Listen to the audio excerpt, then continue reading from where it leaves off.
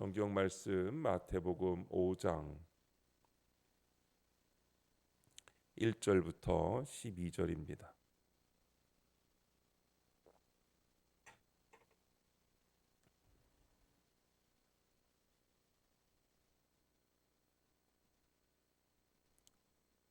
찾으신 말씀을 우리 다 함께 한 목소리로 읽겠습니다. 예수께서 무리를 보시고 산에 올라가 앉으시니 제자들이 나아온지라. 입을 열어 가르쳐 이르시되 심령이 가난한 자는 복이 있나니 천국이 그들의 것이며 애통하는 자는 복이 있나니 그들이 위로를 받을 것이며 온유한 자는 복이 있나니 그들이 땅을 기업으로 받을 것이며 의에 줄이고 목마른 자는 복이 있나니 그들이 배부를 것이며 긍휼히 여기는 자는 복이 있나니 그들이 긍휼히 여김을 받을 것이며 마음이 청결한 자는 복이 있나니 그들이 하나님을 볼 것이며 화평하게 하는 자는 복이 있나니 그들이 하나님의 아들이라 일컬음을 받을 것이며 의를 위하여 박해를 받은 자는 복이 있나니 천국이 그들의 것임이라.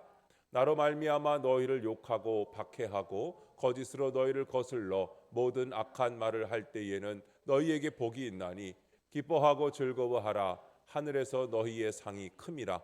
너희 전에 있던 선지자들도 이같이 박해하였느니라. 아멘. 복 있는 사람의 삶 네 번째 시간입니다. 여러분 소양강 가보셨나요? 소양강에 있는 댐이 있는데 그 소양강 다목적 댐이 아마도 강원도에서는 가장 큰 댐이라고 알려져 있지요. 이 댐은 사실 처음 70년대부터 공사를 해서 오랜 공사 끝에 이 댐이 완성이 되었습니다. 다목적 댐이라는 이름대로 전기를 생산하기도 하고 또 농업용수를 공급하기도 하고 새로운 물길이 생겨서 강원도 내륙까지 수로로 연결이 되고 농민들이 물고기를 잡아서 소득 증대도 이룰 수 있게 되었지요. 그러나 이런 일들이 금방 되는 것은 아닙니다. 댐 공사에 시간이 필요했던 것만큼 시간이 더 필요합니다. 그 댐이 워낙 커서 물을 채우는데 다 꽉 채우는 데는 6년, 7년이 걸렸대요. 드디어 댐에 물이 가득 차게 됐을 때 물을 내보내서 발전을 할 수 있게 되었고 또 소양댐에서 만들어진 전기는 생필품을 만들어내는 공장의 기계를 돌리기 시작했고 댐이 세워지기 전에는 자동차로만 꼬불꼬불 강원도 비탈길을 다녀야 했는데 이제 그 댐에 물이 채워진 뒤에는 강원도의 깊은 내륙인 양구나 인제나 또 물이 많을 때는 원통까지도 배를 타는 뱃길이 열렸다고 합니다. 소양강의 맑고 시원한 물에 물고기들이 얼마나 잘 자랐는지 강원도 산골에서 물고기를 잡아 생활하는 어부도 생겨났다고 합니다. 이렇게 물이 채워질 때 역사가 나타나는 것처럼 여러분 우리의 가슴 가운데 하나님의 은혜로 채워지면 성령의 역사가 내 속에서 차고 넘치게 되고 믿음 위에 굳게 서서 기쁨으로 봉사하고 감격 속에 충성하고 주님처럼 사랑할 수 있게 되는 것을 믿습니다. 소양강 댐에 물이 가득 찬 것처럼 오늘 여러분들 가운데 주님의 은혜가 가득하시기를 축복합니다. 자, 어떻게 해야 주님께서 나에게 맡겨주신 주님을 잘 감당할 수 있을까? 어떻게 해야 열심을 품고 주님을 섬길 수 있을까요? 어떻게 해야 기쁨으로 봉사할 수 있겠습니까? 여러 가지로 말할 수 있지만 딱 한마디로 말한다면 은혜를 받아야 합니다. 무엇보다도 먼저 하나님의 사랑과 은혜가 내 가슴 속에 가득 채워질 때 하나님의 사랑과 은혜가 내 마음속에 차고 넘치는 성령의 충만함을 입을 때 나머지는 다 저절로 되는 줄로 믿습니다. 먼저 내 가슴이 하나님의 은혜로 채워져야 하고 차고 넘쳐 흐르게 해야 합니다. 강물이 흘러 넘쳐서 논밭을 적시어 곡식들을 잘 자라게 하는 것처럼 우리 마음속에서 차고 넘쳐 흐르는 하나님의 은혜는 나를 풍성하고 또 흡족하게 할 뿐만 아니라 하나님을 기쁘시게 하고 또한 교회를 풍성하게 하고 다른 사람까지 아름답게 적셔주는 것입니다. 이런 은혜가 넘치시기를 축원합니다. 오늘 본문의 말씀은 팔복의 말씀 가운데 다섯 번째 말씀입니다. 이미 지난 시간 동안 네 번째까지를 말씀드렸습니다. 팔복의 말씀은 높은 신앙의 단계를 향하여 오르는 신앙의 계단과도 같습니다. 첫 계단은 무엇이었는지 여러분 기억나세요? 심령이 가난한 것이죠. 우리의 심령이 가난해야 하나님을 찾고 만날 수 있기 때문입니다. 둘째 계단은 무엇이었습니까? 애통하는 것입니다. 자신의 더럽고 추한 죄를 부여잡고 슬퍼하고 탄식할 때에 하나님께서 주시는 사주의 은총과 감격을 맛볼 수 있는 것입니다. 셋째 계단은 무엇입니까? 온유함입니다. 이제 주님을 닮아서 마음이 부드러워지고 넉넉해지고 주님처럼 묵묵히 신앙의 길을 걷기 시작하는 것입니다. 넷째 계단은 의에 줄이고 목마른 것입니다. 하나님의 사랑과 은혜에 감격하여 하나님을 경외합니다. 하나님의 말씀대로 살려고 합니다. 하나님의 의를 이루려고 합니다. 이상 네 개의 계단은 주님을 만나고 하나님의 은혜를 체험한 뒤에 나 자신의 수양에 대한 것입니다. 나 자신의 완성이었습니다. 나 자신이 하나님 앞에서 바로 서는 것이었습니다. 내 심령의 댐에 은혜를 채우는 것과 같습니다. 자, 그런데 오늘 본문 말씀인 긍휼히 여기는 다섯 번째 복은 초점이 나에게서 이웃을 향하고 있는 것을 볼 수가 있습니다. 나를 넘어서 다른 사람에게로 옮겨가는 겁니다.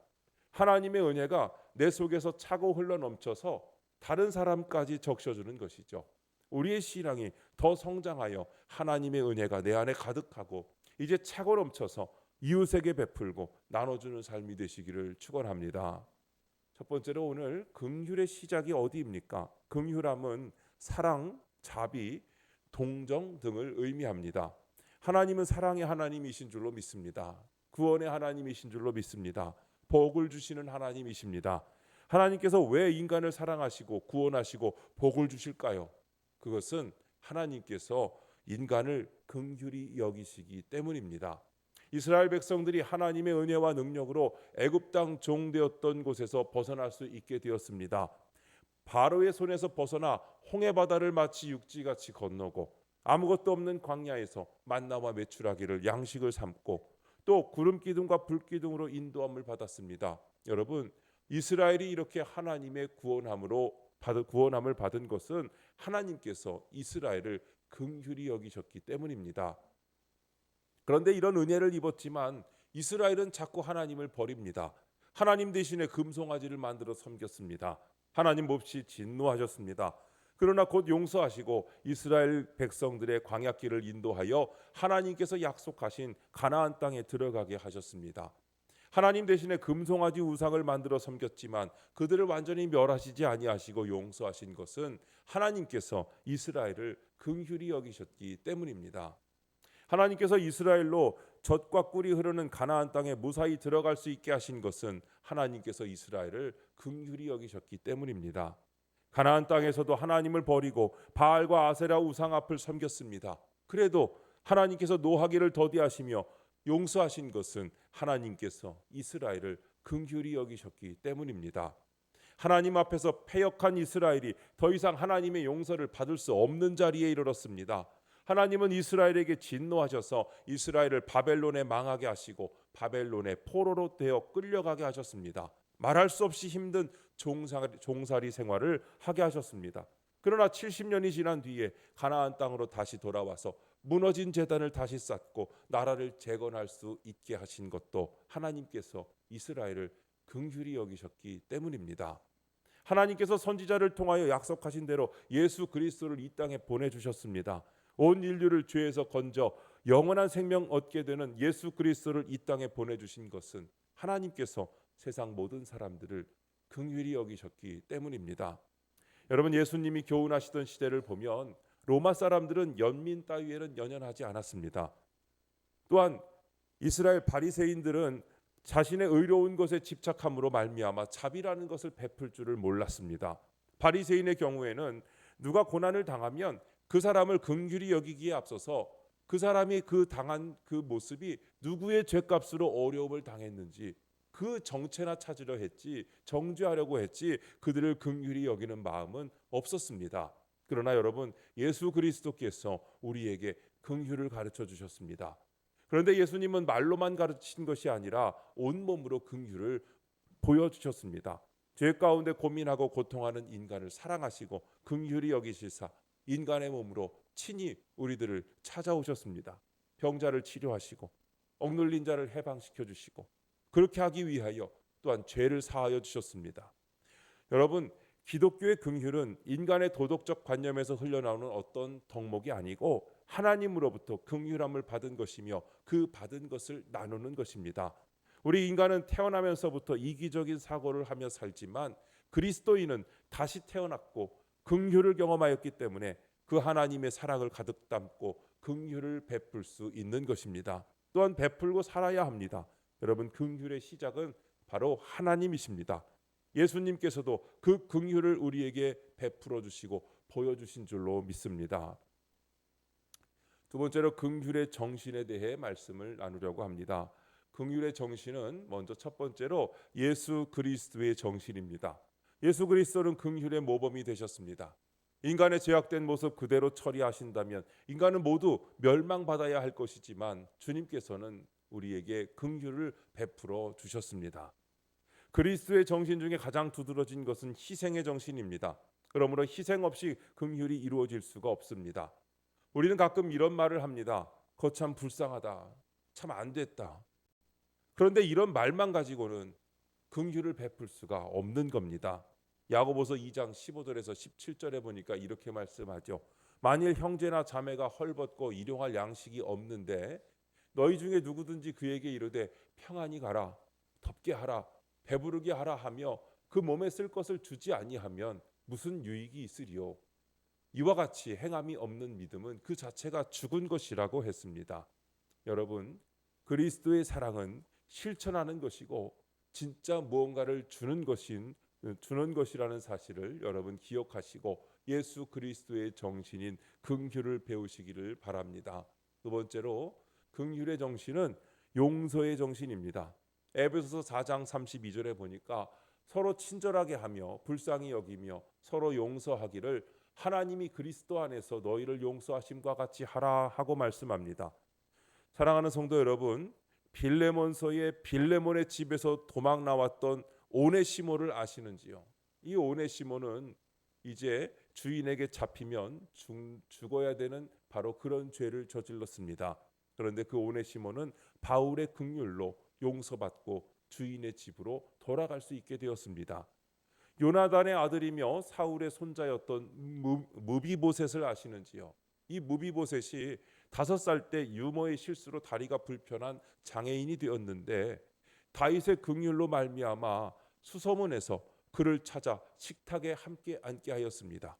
무비보셋 생각에는 자기 할아버지가 그 다윗을 그렇게 괴롭혔고 힘들게 했는데 다윗이 자기를 찾으면 잡아 죽일 줄 알았더니 그를 수소문하여 찾아서 함께 식탁에 앉게 하고 가족처럼 여기며 그를 돌보아 주었다는 겁니다. 그리고 그 아버지 요나단의 유산을 다 찾아서 그에게 돌려주었다는 겁니다. 여러분, 이게 긍휼의 정신이고 긍휼의 정신은 바로 용서의 정신입니다. 또한 세 번째로 긍휼의 정신은 사람을 귀하게 여깁니다. 여러분, 사람은 존귀한 줄로 믿습니다. 왜냐하면 하나님의 형상으로 만들어졌기 때문입니다. 그런데 오늘날에는 거대한 기계 문명과 엄청난 국가라고 하는 조직과 회사와 또 여러 단체로 인해서 마치 인간이 하나의 부속품처럼 여겨지고 만 그런 위기에 있습니다. 기업의 입장 때문에 한 개인이 희생당하기도 하고 단체의 이익을 위하여 한 사람의 존귀함이 매몰돼 가는 매정한 사회가 되었습니다. 그러나 여러분, 기독교 터전 위에 세워진 우수한 나라들은 한 사람의 존귀함을 매우 중요시 여기는 사회가 되고 있습니다. 그것은 바로 거기에 긍휼의 정신이 들어있기 때문입니다. 여러분, 법의 정신은 사람을 귀하게 여기는 정신입니다. 그리고 그 모든 헌법과 법의 기본은 다 성경에서 나왔다는 것을 여러분 아셔야 합니다. 여러분, 긍휼에 사람을 귀하게 여긴다는 것을 아셨으면 좋겠습니다. 세 번째로 긍휼의 대상이 있습니다. 긍휼의 대상은 첫 번째로 죄인에게 긍휼이 필요합니다. 시편 51편 1절에 보면 마음이 상한 자의 부르짖음을 볼 수 있습니다. 우리 같이 읽겠습니다. 시작. 하나님이여 주의 인자를 따라 내게 은혜를 베푸시며 주의 많은 긍휼을 따라 내 죄악을 지워 주소서. 아멘. 죄를 지은 사람은 항상 죄의식에 매여 있고 또한 마음이 상해 있습니다. 그러므로 마음이 상한 자에게 치료할 수 있는 것은 바로 긍휼입니다. 죄가 있는 곳에, 그리고 죄를 짓고 어쩔 수 없어 하는 자에게 긍휼과 자비가 베풀어져야 할 줄로 믿습니다. 또한 두 번째로 긍휼의 대상은 고통당하는 곳에 긍휼이 필요합니다. 여러분, 선한 사마리아인의 비유를 아시죠? 선한 사마리아인은 고통당한 자를 외면하지 않았습니다. 그가 민족적으로 원수의 자리에 있었던 사마리아인과 유대인, 그런 이 서로가 서로를 대적하는 관계였음에도 불구하고 그를 외면하지 않고 그에게 긍휼을 베풀었다는 것입니다. 병으로 고통을 당하든지, 경제적인 문제로 고통을 당하든지, 정신적인 문제로 고통을 당하든지, 너무도 억울한 일을 당하여 고통을 당하든지, 여러분, 이 모든 것이 다 긍휼의 대상입니다. 그러나 긍휼은 무조건 동조하거나 동정하는 것은 아닙니다. 게으름을 피우는 자에게 더 게으름을 피우도록 동정해서는 안 됩니다. 그에게 아무 생각 없이 돈을 던져줘도 안 되는 겁니다. 오히려 그를 위해서 돈을 주지 말아야 될 때도 있습니다. 오히려 그의 가지고 있는 문제를 파악하고 해결해 주는데 최선을 다해야 됩니다. 죄를 짓고 사는 자에게 무조건 긍휼이라는 미명으로 동조해서는 안 됩니다. 긍휼은 무조건 봐주는 것이 아니라 그가 그의 죄의 길에서 돌이키도록 복음을 주고 새로운 삶을 결단하도록 촉구하는 것이 바로 긍휼입니다.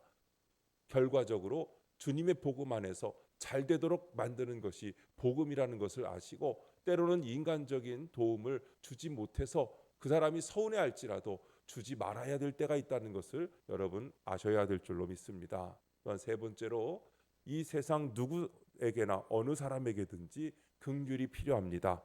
무지하고 나약하고 가난한 사람에게 긍휼이 필요할 겁니다. 여러분, 그렇다면 부유하거나 직책이 높은 사람들에게는 긍휼이 필요 없겠습니까? 그들에게도 긍휼이 필요합니다. 이 세상에 긍휼이 필요하지 않은 사람은 없습니다. 물질적이든 정신적이든 세상 사람 모두 긍휼을 서로 나누어야 바른 인생을 살아갈 수가 있습니다. 자기 일에 부족한 사람도 긍휼을 받아야 하고, 자기 일에 완벽한 사람도 긍휼을 받아야 합니다. 여러분 가운데 누가 만약에 내가 손이 잘 안 닿는 곳이나 못 본 곳에 내 옷에 먼지가 이렇게 있는 걸 누가 털어주면 여러분 어떻게 하십니까? 괜찮습니다, 제가 털면 됩니다 하기도 하지만, 여러분 감사합니다 하기도 하잖아요. 여러분, 제가 여러분께 권하기는 그가 누군가 자비의 도움을 주면 감사합니다, 고맙습니다 하면서 자비도 받을 줄도 아셔야 돼요. 괜찮습니다, 제가 털면 됩니다 이렇게 하지 마시고 좀 도움을 받으세요. 그리고 긍휼을 받았으니까 나도 그 사람에게 다시 긍휼을 베풀어 줄 수 있는 주고받는 관계가 되면 좋겠습니다. 그것이 우리 그리스도인의 삶입니다. 내가 주는 것도 좋지만 내가 받는 것도 감사히 여기고 서로 주고받으면서 긍휼을 주고받는 것입니다. 그래서 성경은 사랑의 빚을 지라고 말씀하고 있습니다. 우리가 서로 사랑의 빚을 지고 사랑의 빚을 갚고 그렇게 기쁜 마음으로 행복한 삶을 살아가시기를 바랍니다.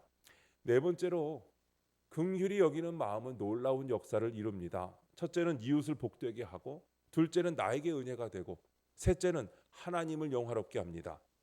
애굽의 바로 왕은 이스라엘 백성들의 수가 늘어나는 것을 두려워하여 태어나는 사내 아이는 모두 죽이게 했습니다.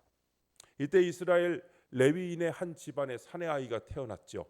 사람들의 눈을 피해 이 아이를 몰래 키웠습니다. 그런데 아이가 커가면서 울음소리가 얼마나 우렁찬지 더 이상 키울 수가 없게 되었습니다. 할 수 없이 이 아이의 부모는 갈대 상자에 아이를 넣어가지고 나일강에 띄어보냈습니다. 그냥 죽이라는데 차마 죽일 수가 없어서 그렇게 갈대 상자에 넣어 띄울 때는 얼마나 그 마음이 무너져 내렸을까요? 흐르는 물결을 타고 아이가 담겨있는 갈대 상자는 흘러갑니다. 마침 태어나는 사내 아이를 모두 죽이라고 명령한 바로 그 바로 왕의 딸인 공주가 나일강에 목욕을 하러 나왔는데 이 떠내려오는 상자를 발견하게 됩니다.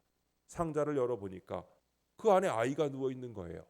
그 아이가 어떤 아이인지 딱 보면 모르겠어요. 그때 당시에 최고의 빅뉴스였는데, 유대인들의 아들이 태어나면 다 죽이라는 그 명령이 떨어져 내려 있는 그런 뉴스가 이미 있는데 그 딸 공주가 딱 보면 모르겠냐고요. 알지만 상자를 열어보니 그 안에 아이가 누워 있는데 천한 히브리 노예의 자식은 죽여도 괜찮다는 바로 그런 지금 포고령이 내려와 있는데도 불구하고 이 공주는 이 아이를 가슴에 안습니다. 그리고 양자로 삼습니다. 어떻게 이런 일이 가능했을까요? 출애굽기 2장 6절 말씀에 보면 열고 그 아기를 보니 아기가 우는지라 그가 그를 불쌍히 여겨 이르되 이는 히브리 사람의 아기로다. 불쌍히 여겼기 때문입니다. 긍휼히 여겼기 때문인 것입니다. 공주는 물에서 건졌다는 뜻으로 아이의 이름을 모세라고 지었습니다. 정성을 다하여 키웠습니다. 이렇게 하여 이스라엘의 위대한 지도자가 만들어지게 된 것입니다. 긍휼히 여겼던 귀한 행위가 자신에게도 큰 기쁨이 되었지만 하나님의 큰 역사를 이루는 결과를 가져왔다는 것을 여러분 믿으시기 바랍니다. 여러분, 이렇게 긍휼히 여기는 마음은 사람을 살립니다. 내가 긍휼히 여겨 한 사람 도운 바로 그 도움으로 인하여 얼마나 큰 하나님의 역사가 일어날지는 알 수 없습니다. 하나님의 구원을 이루게 되는 것입니다. 140년쯤 전에 1885년에 장래가 촉망되는 미국인 젊은이 언더우드와 아펜젤러가 풍요로운 미국 땅을 등지고 오지였던 한국까지 오게 된 것도 정말 불쌍히 긍휼히 여기는 마음을 가지고 한국 땅에 건너온 것입니다. 그들은 최하 박사학위를 가지고 있었고 바로 개업할 수 있는 의사 면허를 가지고 있었던 아주 훌륭한 사람들이었습니다. 자기네 나라에서도 충분히 잘 살 수 있는 부잣집 아들들이었습니다. 그런데 그들이 왜 이 외진 한국 땅, 조선 땅으로 왔을까요? 그들은 이것을 통하여 복음의 역사, 생명의 역사, 구원의 역사가 이 한국 땅에 나타나게 하기 위해서 아무것도 보이지 않는, 정말 아무것도 보이지 않았던 그 암흑의 땅, 조선 땅으로 들어온 것입니다. 삼천리 금수강산에 사람들의 영혼까지 보석처럼 아름다워지는 하나님의 구원의 역사가 그들의 그 첫 발로 인하여 이루어지게 된 줄로 믿습니다. 바로 긍휼의 마음이 이렇게 세상을 바꾸고 사람을 바꾸고 생명을 살리는 일이 일어나게 하는 줄로 믿습니다. 여러분, 우리가 구원을 받은 것처럼, 우리가 생명을 얻은 것처럼 오늘도 풍성하신 하나님의 은혜 가운데 살고 있는 것은 바로 하나님의 자비와 긍휼하심 때문입니다.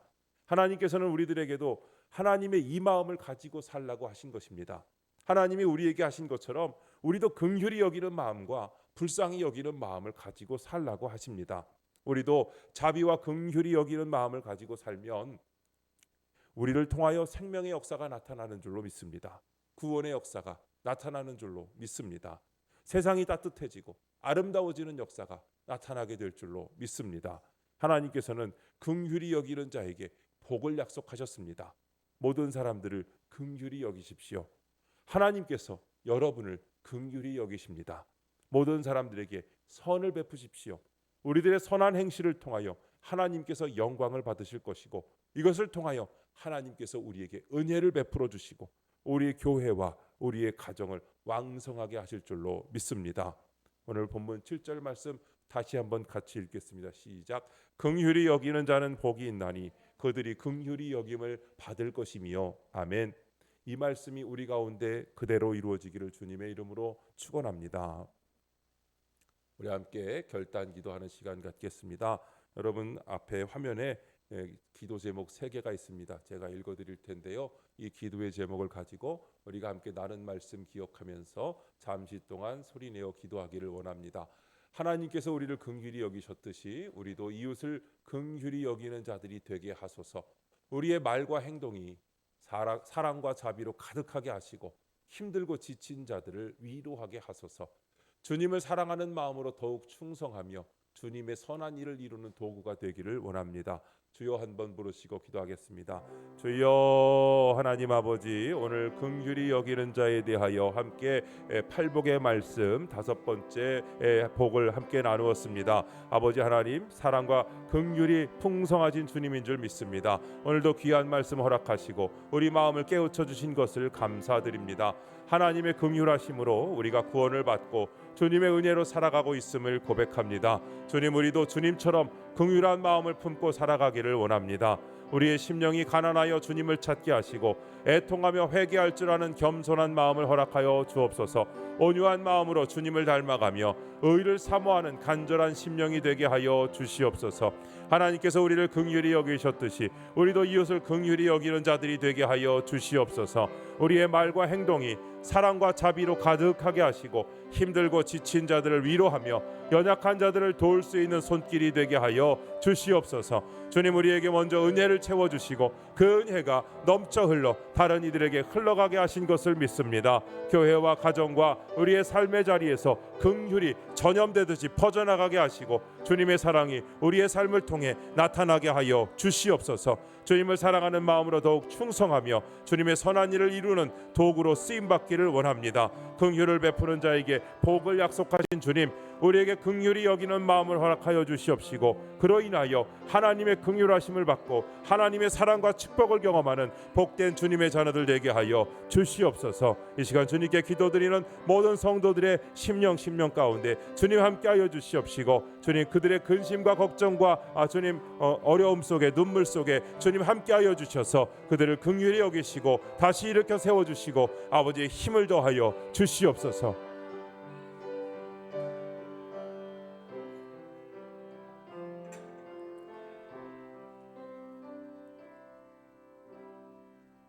예수님의 이름으로 기도드립니다. 아멘.